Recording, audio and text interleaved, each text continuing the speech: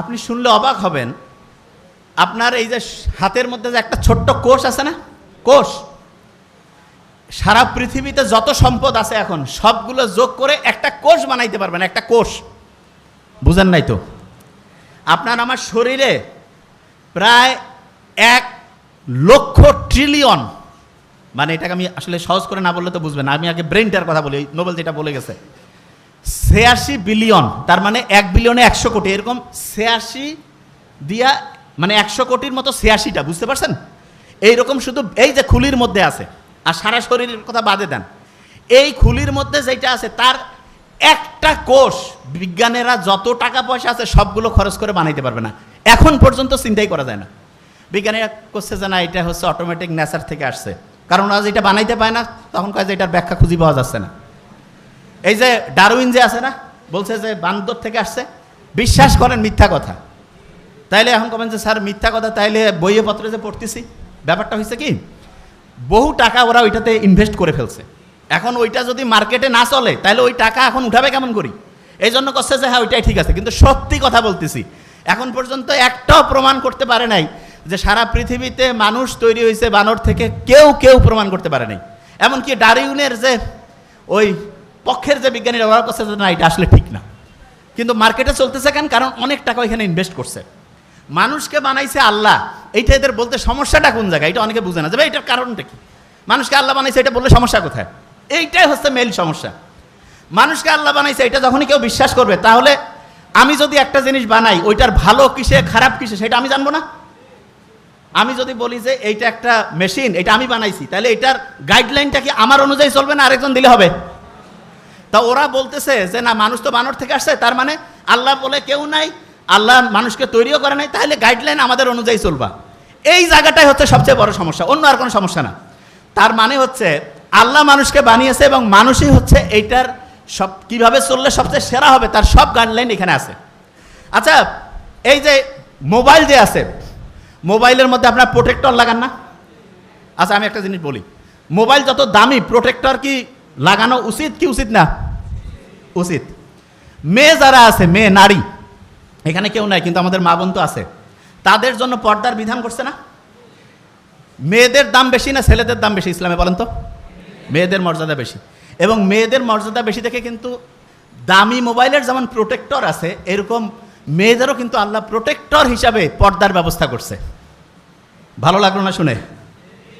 মেয়েদের কি করছে? পর্দার ব্যবস্থা। তা আমরা এটা করি না কেন?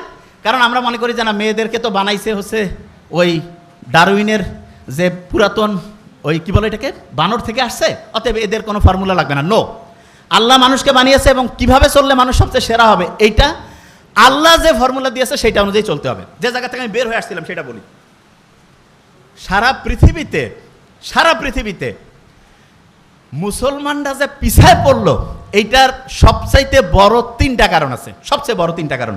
নাম্বার 1 কি সেটা একটু বলি। নাম্বার 1 হচ্ছে, প্রফেসর মোক্তার আহমেদ স্যার কিন্তু বলে গেছেন, আমি জাস্ট একটু খেয়াল করাই দেই। নাম্বার 1 হচ্ছে আমরা দুনিয়াতেও যে সেরা হইতে পারি এই চিন্তাটা আমাদের মধ্যে নাই।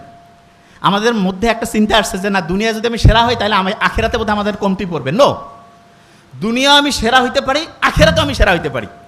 দুনিয়ায় সেরা হওয়ার জন্য যেই গাইডলাইনগুলো দিয়েছে আল্লাহ, সেগুলো যদি আমি ফলো করি তাহলে দুনিয়াতেও নাম্বার 1 হবো, আখেরাতেও নাম্বার 1 হবো। কিন্তু সমস্যাটা কোন জায়গায় সেটা বলি। আমরা 5 ওয়াক্ত নামাজ পড়ি, কিন্তু নামাজের পরে যে আল্লাহ বলছে যে তুমি তোমার রিজিক অন্বেষণে বেড়ায় যাও, কাজ করো, এই কাজটা করি না। তার মানে নামাজ পড়লাম কিন্তু তারপরের অংশটা অর্ধেক মানলাম না। এই কারণে দেখা যাচ্ছে যে ঠিক আছে নামাজ পড়তেছি, নামাজের পরের যে কাজটা সেটা না করার কারণে দেখা যাচ্ছে যেই কাজে যে সেরা হওয়ার কথা ছিল সেটা আমরা হইতে পারিনি। এটা নাম্বার 1। নাম্বার 2 কি, আমরা লিডার ঠিকভাবে তৈরি করতে পারি নাই। লিডার, মুহাম্মদ সাল্লাল্লাহু আলাইহি ওয়াসাল্লাম ছিল শ্রেষ্ঠ লিডার, এই জন্য ওই সময়ের জামানাটা ছিল সবচেয়ে সেরা।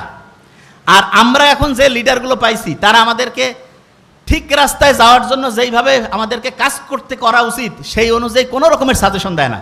তারা শিখায় দেয় যে তুমি হচ্ছ খুবই দাস, খুবই নিচু স্তরের, খুবই নিম্ন শ্রেণীর। আচ্ছা আপনারা এই যে মেট্রো রেলে উঠছেন না, আপনি দেখেন মেট্রো রেলগুলো যে অনুযায়ী বানানো হয়েছে আলহামদুলিল্লাহ ভালো জিনিস। এই রেলের যে বগিগুলো এগুলো যদি আরও বড় করে বানানো যাইতো, প্রত্যেকে কিন্তু বসে আরাম করে যাইতে পারতো। কিন্তু এমনভাবে বানানো হয়েছে কিছু লোক বসতে পারবে, অনেকেই দাঁড়ায়, ঠেলাঠেলি করে পাশাপাশি করে যায়, ঠিক না? এবং অনেক মানুষজনও বলে যে না, আমাদের দেশে এত লোক কেমন করে সুবিধা দিবে। আপনি শুনলে অবাক হবেন, সবচেয়ে বেশি লোক যে জায়গায় আছে সেইখানে সবচেয়ে বেশি সুবিধা দেওয়া সম্ভব। তার মানে ঢাকা শহরের লোক সবচেয়ে বেশি, ঢাকা শহরের সবচেয়ে বেশি সুবিধা দেওয়া সম্ভব। কি কারণে? কারণ যত বেশি লোক হয় তত প্রত্যেকের কাছ থেকে অল্প অল্প টাকা নিলে হিউজ পরিমাণ টাকা হয়। কিন্তু এটা হচ্ছে না কেন? কারণ এখানে যারা লিডারশিপে আছে তারা নিজেরাই এই টাকাগুলো চুরি বাটপারি করে বিদেশে পাঠায়, অ্যাকাউন্টে ভর্তি করে। জনগণের যে সুযোগ সুবিধা সেটা আস্তে আস্তে নষ্ট হয়ে যায়। এইখানে যারা আমরা আছি, এক নাম্বার হচ্ছে ইসলামের মূল কাজের সাথে পরের অংশটা যোগ করা, আর দুই নাম্বার যেটা ঠিক লিডারশিপ তৈরি করা। প্রত্যেকের দায়িত্ব ঠিক লিডারকে সামনে আনা। আমরা কি এটা কাজ করি? করি না। আমরা কি মনে করি যে লিডার ঠিক আনতে গেলে আমাদের রাজনীতি করতে হবে? আচ্ছা, আপনি আমাকে বলেন, মুহাম্মদ সাল্লাল্লাহু আলাইহি ওয়াসাল্লাম কি দুনিয়ার শ্রেষ্ঠ রাজনীতিবিদ ছিলেন কি ছিলেন না? ছিলেন। উনি যদি রাজনীতি করে অসাধারণত্ব অর্জন করতে পারেন, তাহলে যেই লোকগুলো ভালো আছে তারা যদি রাজনীতিতে আসে, তাহলে কি দেশ সবচেয়ে ভালো চলবে না খারাপ চলবে? আচ্ছা, আমি একটা জিনিস বলি, দেশ যারা পরিচালনা করে আমরা বেশিরভাগ জন দেখি না যে চোর, বাটপার, গুন্ডা। আপনি চিন্তা করেন তো, আপনি জাস্ট চিন্তা করেন যে প্রফেসর মোক্তার আহমেদ স্যার যদি একটা এলাকার পরিচালনার দায়িত্বে থাকতেন, উনি কি 1 টাকা চুরি করবেন? কি আস্তে করছেন মানে কি সন্দেহ আছে? 1 টাকা চুরি করতেন? আমরা এটা জানি না। তাইলে ওনাকে যদি আমরা একটা এলাকার দায়িত্ব দিতাম, জাস্ট এক্সাম্পল হিসাবে বলতেছি, তাহলে ওই এলাকায় যদি কোনো চুরি না হইতো, কোনো যদি কন্ট্রাক্টর 2 নাম্বারই করতে না পারতো, যারা সরকারি চাকরিজীবী তারা যদি 2 নাম্বারই না করতো, যারা হচ্ছে সিন্ডিকেট ব্যবসায়ী তারা যদি এটা কন্ট্রোল না করতো, তাহলে ওই এলাকার লোকজনের জীবনযাত্রা ভালো হইতো না খারাপ হইতো? ভালো। আমরা মূল জায়গাটায় হাত দেই নাই। মূল জায়গাটা কোনটা? সৎ লিডার দরকার। সৎ লিডার হইলে প্রত্যেকের লাভ হবে, প্রত্যেকের। আচ্ছা, আপনি কি জানেন যে গোটাল বাংলাদেশটা একটা ফ্যামিলির মতো? কিসের মতো? আচ্ছা, আপনার ফ্যামিলিতে যদি একজন খুব ভালো লোক থাকে, ফ্যামিলির যে সদস্য, যে সৎ, টাকা চুরি করে না, শ্বশুর বাড়ির টাকা পাঠায় না, শ্বশুর বাড়ি বলতে বুঝাচ্ছি যেখানে থাকার কথা সেখানে না দিয়ে অন্য জায়গায় পাঠাচ্ছে, এইরকম না হয়ে যদি একটা অনেস্ট ছেলে যদি আপনার পরিবারটা নিয়ন্ত্রণ করে, তাহলে ওই পরিবারটা ভালো চলবে? নাকি আরেকটা পরিবারে একজনকে রাখা হয়েছে, সে টাকা খালি পাচার করতেছে, অন্য জায়গায় দিচ্ছে, কোন পরিবারটা ভালো চলবে?